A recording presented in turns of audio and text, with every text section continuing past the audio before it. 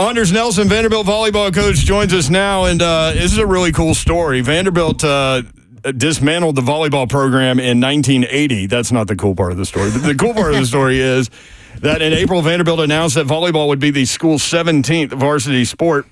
And Anders Nelson is the first head coach. Welcome in, Coach. Good to see you. How are you? Yeah, thanks for having me. And yeah, it's a crazy experience and a crazy opportunity. How did that hiring process go? Like, were you surprised to get the call? How in-depth was it? Well, I guess first what I should say, being in the SEC for the last 13 years, I had told everybody that would listen, if Vandy adds volleyball, I want it.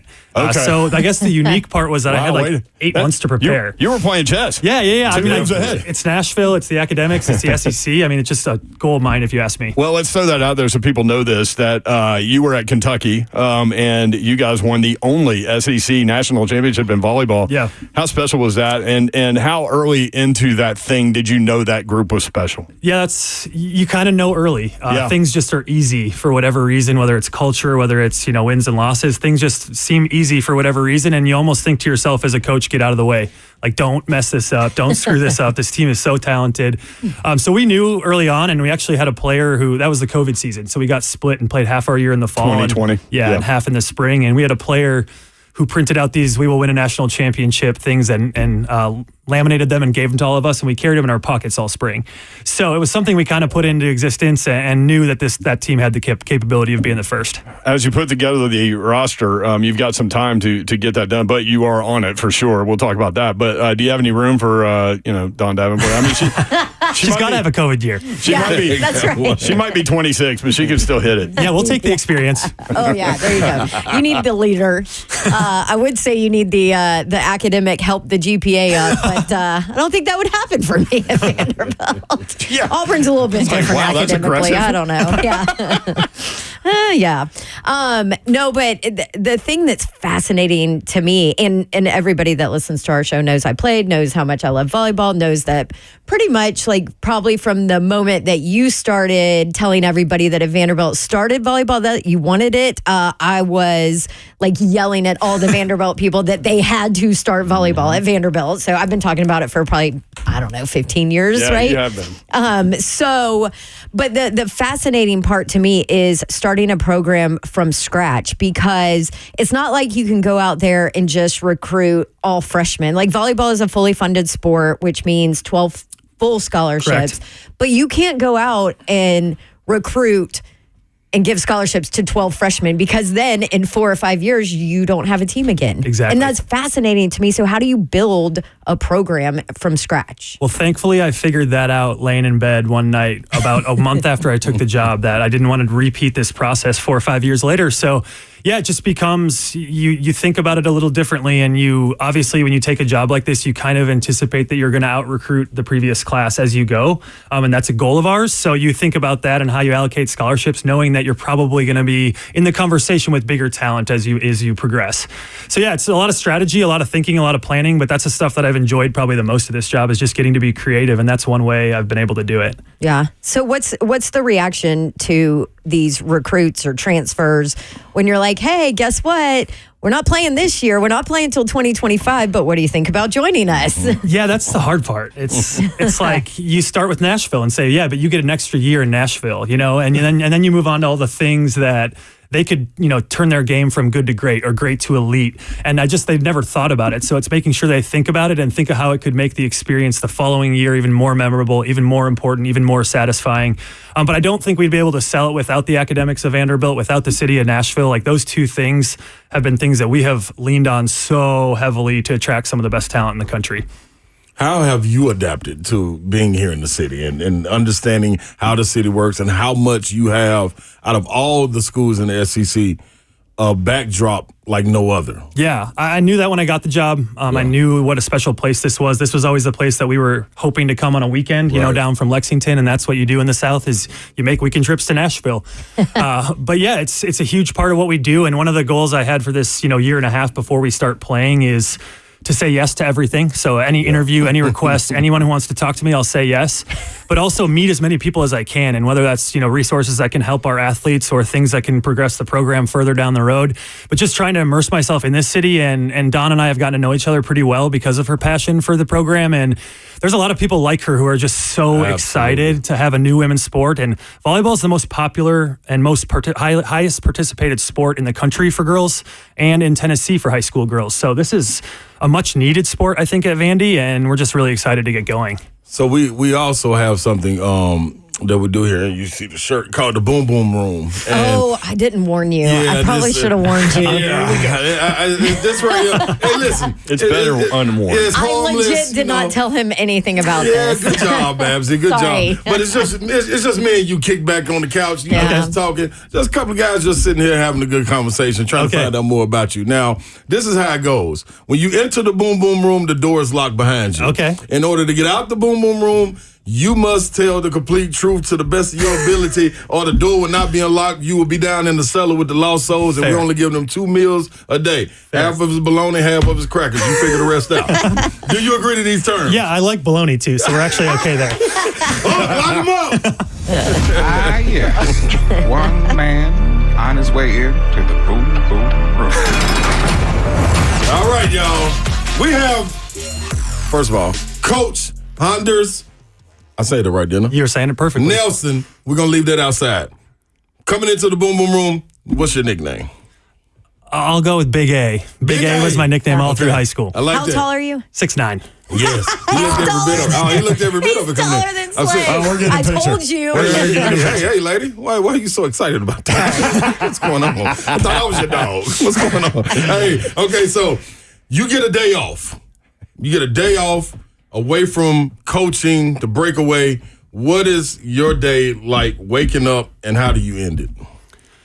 The first thing I'm doing is I'm somehow getting up to our lake house in northern Wisconsin. And I'm sitting up at our lake house in northern Wisconsin and only talking to the people that are closest to me. I like solitude. I figured that is a thing that definitely helps me settle down. And I watch pretty much every sport there is, so there'll be sports on the whole day. I like that. So, okay, now you're bringing me with you. Okay. You got to cook me one meal. Okay. I get one meal. What would it be, and who's going to cook it? You can pick from anybody, family, professional chef, whatever it is. You got to feed me, though, and I need to be full. Okay. Because I'm bourbon on that porch a little later. That's all I'm saying. You're not the family cook either, are you? Yeah. No, that was an easy question when it was only me cooking, because I only know like 2 or 3 things. Yeah. That's like Dawn. Yeah. I'm going to be smart here and Crock-pot. choose my husband as the chef. Okay, all right. What are you throwing down? He makes this incredible shrimp scampi where he makes the noodles from scratch and the love pasta shrimp from scratch and everything. So it is incredible. I'm in. So we're going with that, and you'll be full. Okay, but You'll be full. Okay, with dessert, did I get Yeah, we'll do a Grater's ice cream cake from a Cincinnati ice cream that we love. Yeah, we'll do an ice cream cake. Showing out cake and ice cream together. I can't miss with that. Slade's happy. Yeah, I'm very, very happy. All right, so growing up, when it was time to transition to volleyball, I saw you play football as well. You said your sister got you into the sport. My sister did the exact same thing. And I was going to wait to bring you on here to tell you about it. So she coaches at Innsworth High School. Oh, cool. That's my little sister, Ashley Galata. Ashley Galata. I was on the phone with her like a month ago. Really? Okay. Yeah. Well, good. See, it's 6 degrees of separation. So you got to have a matchup. You and your sister, since you play volleyball, and me and my sister. How much y'all gonna beat us by? Now my sister's very competitive, and she ain't gonna let you let us down once y'all talk. Okay. So how much would y'all beat us by? We're gonna kick your ass. I'm sorry. I'm sorry. We got 2 All-Americans in our family, and we have both been playing volleyball for decades. So I don't think it's gonna be very close. Sorry. Hey, I love that. I love that. All right, that's cool. Who or what was something that was so inspirational to you that helped you change your thought process, helped you get over hard times, helped you get over that speed bump when things get rough and rugged? You always can lean back on this experience or this something someone said to you that made you be like, okay, I remember this. I can get through this. Yeah. This is going to sound a little cheesy, but I guess the thing that my parents told me all the time as a kid, that good always comes out of bad. And I don't know why. I always think of it in crappy situations and when things don't go my way, and I'm a little bit of a stubborn person with little patience, so that stuff helps me. So I'd say good comes out of bad, and just recognizing that even though it's bad today, somehow it's going to turn into good in some way. Big A, how tall is your husband? He's about 6'1". He says 6'2", but 6'1" on a good day. You got shoes on. Maybe he has shoes on. 6'1" with those Hokas on, yeah. All right, cool. You know what? We're going to have more time to get into this, but I just had to prepare you. We're going to let you out of the boom boom room. You did a good job. Thank you. Let him out. That was easy. Nice. Well. Looks like you did good in the boom boom room. So,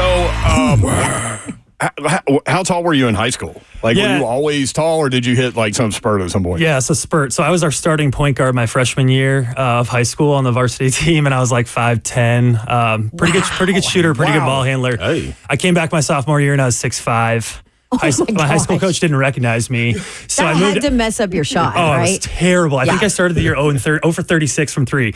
And finally they were like, dude, stop shooting. Yeah, like, stop shooting. But yeah, I was like starting 4 or 5. Yeah. And I still remember that. So clearly I really wanted to make one. So yeah, but I was a good shooter until then. So Well, y'all got a new basketball coach over there too, Coach. Yeah. He can help you out. Yeah, that's true. Yeah. Into it. All right. Get Memorial and put some shots up. There you go. To go back toward a boom boom room type question again, Anders Nelson, Vanderbilt volleyball coach, is with us. Vanderbilt discontinued the sport of volleyball in 1980. They brought it back in April, and Anders Nelson, the first head coach, and they'll start in 2025. What do you love most about coaching? When I quit playing, and I finished up and body was given up and eligibility was out, I couldn't envision a world where I didn't get to go compete and directly figure out if I was winning or losing. And I know there's a lot of competition in a lot of industries, but not where the score is this at the end of the game. Right. So I knew I was going to miss that, and I didn't know how to kind of scratch that itch. So that was the first thing that I think got me into coaching, and I still love and honestly miss right now during this transition period. Yeah. The second thing is just I saw how much volleyball gave me. Obviously, I'm working in it still, and it's just been so good to me and my sister and our family that I want to make sure that we're using sport to do whatever we can to give these athletes and these young women the best chance they have to succeed. And that's another reason why Vanderbilt is so appealing, is you're naturally going to attract the high achievers. Yeah. They are so driven in every single way that what a fun group to be around as they try to reach their potential. It's such a popular sport amongst kids, right? I've got so many friends that their kids get involved in that whole volleyball world. That's all they do. And that's a world. And then they'll go down to Atlanta and there'll be 8,000 players. Is it set up well for a coach to recruit? Yeah, because absolutely. you can go see so many players at once? Absolutely. The majority of the qualifiers we hit in the spring will have probably 150 to 250 courts at them in these massive convention centers. So at minimum, we're looking at 50 to 100 recruits. Wow. And just different from a high school match where you go and you're looking at 1 or 2 max. So we do the most of our evaluating in the spring during the club season, and then we'll do a lot of our babysitting, as we call it, just making sure they know what we're interested during the fall during their high school seasons. So you knew this question was going to come up. NIL. Yes. Because it's crazy, and obviously it's different across all sports, and Vanderbilt has announced, and Candace has done a great job, their initiative. Yep. And collective, so to speak, but maybe those won't even be around. The newest ruling or talk about NIL, kind of fill us in on what it means overall and obviously for you. Yeah, unfortunately, in terms of what's coming, I really don't know anything beyond what is listed in those articles on Yahoo Sports. And Ross Dellinger is a great Twitter follow if you want to get into the mix. And man, I spend too much time on that handle sometimes. But I really don't know too much, and I can't say what is coming because I don't know any more than anyone else who's written those articles, or read those articles, excuse me. But I will say it's very much in our sport, and for listeners that are mostly football, basketball listeners, it's very much in a lot of sports. Yeah. We're not talking the same quantity of money that we are in some of those sports, but it's very much in our sport, and will very much play a huge role in recruiting and retention as we try to get championships under our belt. So crazy. Very crazy. Wow. Is it in a women's sport or a sport like volleyball, is there more than maybe just the money? Is it local restaurants or businesses that you can kind of push on or reach out to? You know what I mean? Is Absolutely. there a way to do, or what are some of the other massive programs in the country that are successful doing? Yeah, you hear some of the best programs, the Nebraskas and Texases of volleyball. They're doing a lot of deals where they get apartments, for free just for doing advertising things in exchange, or you hear the cars and things like that. But yeah, that's, I think, where we have an advantage with volleyball is our athletes have a little more of an opportunity to create close bonds with whoever they're doing business with, because they might not have the same celebs, status as some of these other athletes. So that's something that we really are going to push our athletes is find what matters to you, and let's try to target those those companies, those institutions of who to partner with.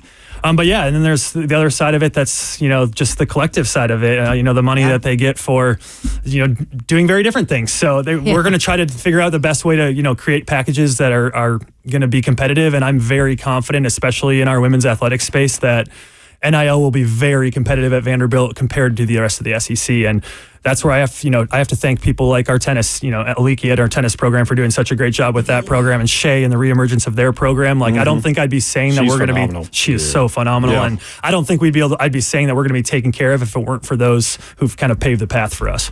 Great point. So transfer portal wise, starting up in 2025, is it easy to convince somebody to come, hey, sit out for a year? Yeah. And, you kind of mentioned that earlier, but I'm curious about like roster building from high school, but also transfer portal people that could be playing next year or this year. Instead, they're sitting out. Yeah. Here. So very timely question. We actually got 2 commitments from transfers this week. So we have 4. Wow. Yes. It was a very good week for Vandy Volley. So we have 4 transfers committed right now who are all obviously going to sit out this upcoming year. And I would say 3 of the 4 are were okay with the gap year because it allowed them to academically do what they wanted to do and pursue exactly what they wanted to pursue. And again, it's Vanderbilt. So I had one of them tell me, wow, this will give me more time to study for the LSAT. And that's not how I would approach it. But again, it's Vanderbilt. So this is great. High achievers, man. Yeah. They're finding ways to find a lot of value in it. And that's great. And now, would I be lying? In December, we're going to hit the portal again when it opens after the season. And it's the first time I'll be able to recruit and say, hey, you get to play as soon as everybody else. Yeah. That's going to be exciting. Yes. But yeah, there's a lot of reasons to do it, and I talked about some of them before, but you better believe they're excited to live in Nashville. You better believe that's probably top of their list. Yeah, I'll be the one that would have said, I'm gonna be down on Broadway.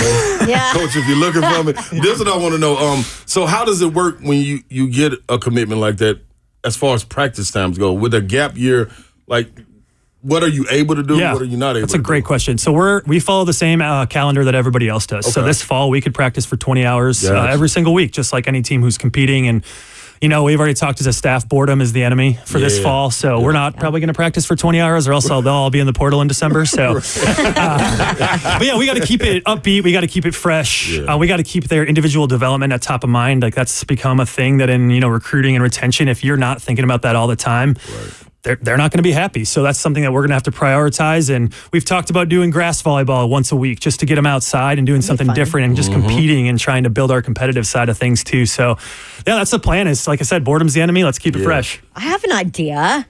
I think you should have us out. Ooh. Do a little, maybe 3-on-3. Are you good?